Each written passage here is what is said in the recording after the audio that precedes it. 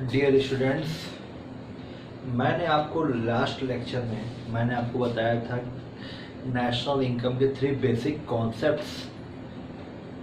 Aggregates के जो first letter word, second letter word और थर्ड लेटर वर्ड के लिए कौन सा फैक्टर रिस्पॉन्सिबल है, मतलब कि क्रॉस या नेट के लिए कौन सा फैक्टर रिस्पॉन्सिबल है, दैट इज़ द डेप्रिसिएशन। उसी तरह डोमेस्टिक और नेशनल के बारे में मैंने आपको बताया था, और उसके बाद मैंने मार्केट प्राइस और फैक्टर कॉस्ट के बारे में आपको बताया था।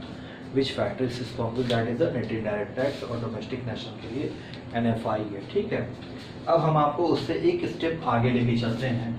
देखिए स्टूडेंट्स, एक स्टेप आगे मतलब मूवमेंट के बारे में बताएं, कैसे दो एग्रीगेट्स के बीच में कैसे हम मूवमेंट करेंगे। लेट अस सी नेशनल इनकम, एग्रीगेटिव नेम क्या बताया था students, NNP eight factor cost. Okay, movement के बारे में बात करेंगे। देखिए स्टूडेंट्स, मैं आपको एक एग्रीगेट लिख रहा हूं, that is the gross domestic product at market price, और मैं कहता हूं स्टूडेंट्स आप रिजल्ट दो मुझे NNP एट फैक्टर कॉस्ट। मतलब कि you have to move from this gross domestic product at market price from this to this net national product at factor cost.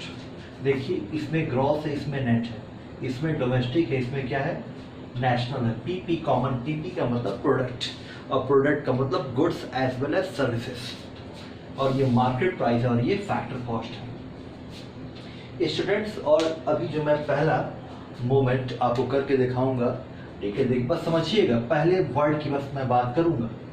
मैं ग्रॉस से गया स्टूडेंट्स नेट पे, अब हमको पूरा कंसंट्रेशन केवल नेट पे, और पिछले वीडियो में मैंने आपको बताया था नेट मतलब माइनस डेप्रिसिएशन, ठीक है, माइनस डेप्रिसिएशन, और ये word DPMP as it is मैंने उतार दिया, और ये क्या हो गया, gross domestic product at market price. Net पे फोकस करना है, मैंने ये यहाँ पे उतारा, अब फोकस करना नेट पे, माइनस क्या कर दिया मैंने, डेप्रिसिएशन। ठीक है, पहला स्टेप। सेकंड स्टेप पे चलते हैं, डोमेस्टिक से नेशनल पे जाना, डोमेस्टिक से नेशनल पे जाना है, तो यहाँ से मैंने एक एरो नीचे बनाया, और यहाँ पे क्या लिख दिया स्टूडेंट्स, नेशनल, ठीक है, और ये N एज इट इज उतार दिया, और P और MP। अब जिस पे सर्किल किया हूं मैं, केवल उसी पे आपको सोचना है।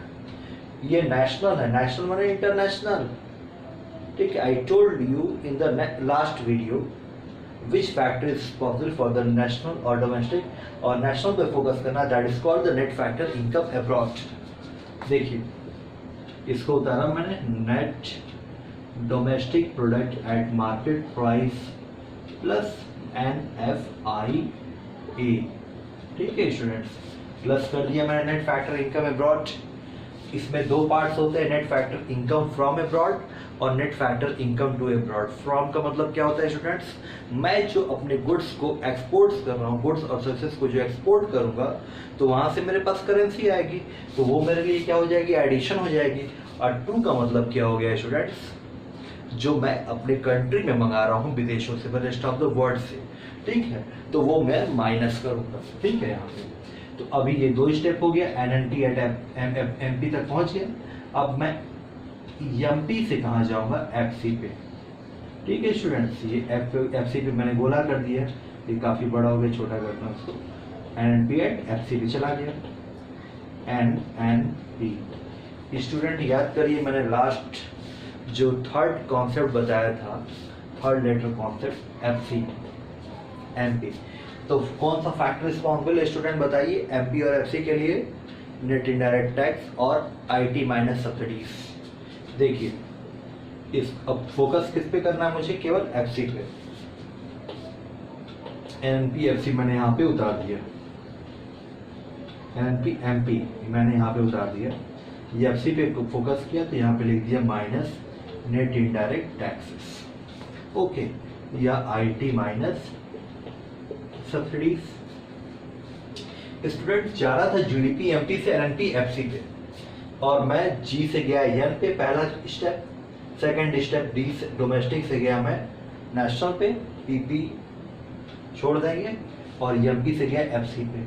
अब देखिए स्टूडेंट्स, एनएनपी एफसी और एनएनपी एफसी दोनों सेम है कि नहीं, और इसी का नाम क्या है स्टूडेंट बताइए, नेशनल इनकम। तो मैं gross domestic product at market price से या net national product at factor cost per, ठीक है, एक सिंपल 3 स्टेप में, बस सिंपल 3 स्टेप जो मैंने पढ़ाया था उसका यहाँ पे बस मैंने इम्प्लीमेंटेशन, अभी मैं न्यूमेरिकल भी बताऊंगा आपको, अगले वीडियो में न्यूमेरिकल कराऊंगा सब आपको इस बेस पे। तो फिलहाल स्टूडेंट्स ये क्लियर।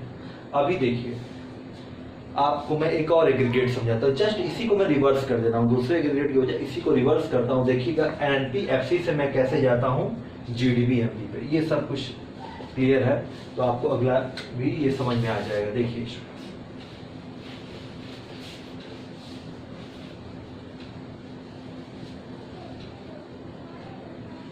मैंने यहाँ पे लिख दिया student N P F C से G D P M P पे जाना है। अभी मैं G D P M P से F C, G D P M P से एन पी एफ सी पे गया, अब जस्ट उसका रिवर्स कर रहा हूँ। देखिए कैसे होता है।